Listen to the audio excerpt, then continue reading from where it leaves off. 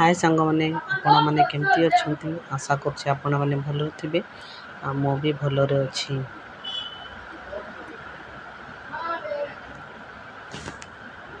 आज मु खिचड़ी भात बनैबी। मुझे कुकर तेल दे देछि आ पियाज को भाजुछि मु दालचीनी पके देछि आ लंका पके देछि अपने काजू किशमिश को मु दे देछि एठी। तापरे मु आलू छोट छोट काटिथिली सेटा भी एठी भाजुछि।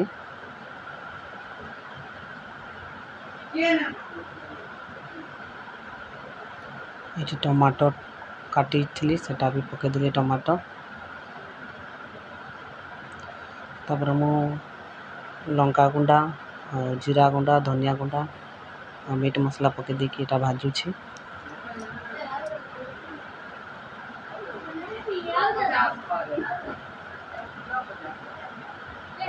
तापर चाउल को मु धोई रखी चाउल पकेबी। तापर मु चाउल पकेदेली चाउल पकेकी टिके भाजी देबी।